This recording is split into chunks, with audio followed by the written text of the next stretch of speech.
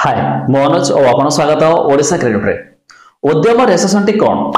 आपण माने जानछंती एबे जो हम सरकार स्वयं योजना लागू करछंती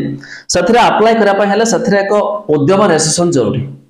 तबे उद्यम रेसेसन टी कोन केमिति ताहाको आपण पाई परिबे जा विषय में आपण को जणेबी खाली स्वयं योजना में स्वयं योजना को छाड़वा जो देबी अलग बहुत सारा काम रे मध्ये आस्थाय ए उद्यम रेसेसन टी ताको केमिति पाइबे जा हम आपण को तो स्टेप बाय स्टेप जणेबी ता पूर्व आम जानी नबा ए उद्यम रेसेसन टी कोन ता पूर्व लाइक टे निहाती करंतु सब्सक्राइब करना तले एबे सब्सक्राइब करी पाखर थिबा घंटी चिन्ह को दबाइ दिंतु तबे उद्यम रेसेसन टी होची एक बिजनेस लाइसेंस भले हम कहि परबा माने जदि आपण छोट हो बड़ हो जे कोनोसी व्यवसाय करा पाइ चाहछंती तबे आपण कर ए उद्यम रेसेसन नंबर टी थिबा जरूरी जा भरे आपण को सरकार तरफ रु बहुत सारा बेबले आपण सुनिथिबे एमएसएमई माध्यम सरकार देले लोन माने व्यवसाय क्षेत्र रे तबे से क्षेत्र रे आपनकर एक प्रकार लाइसेंस भली हम कहि परिबा सेटा थिबो जदि आपनको सब बैंक क्षेत्र रे काम आसीबो जे कोन से सरकार सहायता रे मध्ये आपनको काम रे आसीबो तबे सेटा जो आपनको सेति पई कोन से डॉक्यूमेंट आवश्यक नै कि हम सेति अप्लाई करिया पहले हमको बहुत सारा डॉक्यूमेंट अपलोड करिया पड़ियो बिजनेस रो फोटो उठाया पड़ियो बिल्कुल समिति किछ नै आधार नंबर थ्रू रे एक रजिस्ट्रेशन हे जिवो आपनको एक रजिस्ट्रेशन नंबर मिलला आपण भविष्य रे इन फ्यूचर रे जे कोन से व्यवसाय मध्ये करि पारिबे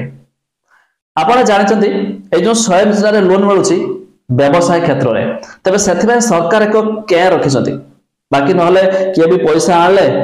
आराम से खर्च कर देबे जेउठी फाइल सेटा समेत नै 18 रु 35 वर्षर युवक युवती माने व्यवसाय करिया पय सरकार लोन देउछंती जा फरे आपण से योजना जतबे अप्लाई करछंती सही रजिस्ट्रेशन नंबर मागुची माने जे माने व्यवसाय करिवे से माने अप्लाई करतु बाकी समस्त मध्ये अप्लाई करिवेनी ता छडा भी जदि आपण लक्ष लक्ष लोक भी अप्लाई करछंती 5 लाख 10 लाख समस्त को मिलबनी प्रथम पर्याय रे स्वयं योजना रे 1 लाख लोक को से योजना रे टंका मिलबो या भी मध्ये सरकार तरफ रे घोषणा आइतला एबे जो आपण याको अप्लाई केमिति करिवे प्रथम तो यार एक वेबसाइट अछि वेबसाइट रो लिंक मु दे देबी डिस्क्रिप्शन ले तारे पर क्लिक करिवे आपण को सामने देखंतु वेबसाइट एमिति किछ ओपन हेउची आपण को प्रथमे मिल जिवो रजिस्ट्रेशन पई तारे पर क्लिक करिवे निजर आधार नंबर मागुची आधार नंबर देकी वैलिड रे क्लिक करले ओटीपी आसीबो ओटीपी फिल अप करबे तापर आपण किछ बेसिक डिटेल मागुची बेसिक डिटेल फिल अप कर देके पैन कार्ड नंबर मागुची क्लिक करके ओके कर देला परे आराम से मध्य आपण ए योजना रे आपण रजिस्ट्रेशन नंबर आसीबो से रजिस्ट्रेशन नंबर आसला परे तापर आपण को मेल आईडी जो देथिबे मेल आईडी जरिया रे आपण को मध्य रजिस्ट्रेशन एक फॉर्मेट सर्टिफिकेट पळे आसीबो से सर्टिफिकेट मध्य आपण को प्रिंट करी रखिबे बहुत सारा मध्य काम रे भी आस्थाय तो ये इजी प्रोसेस रही आपण स्टेप को फॉलो करके रजिस्ट्रेशन नंबर पाई परिबे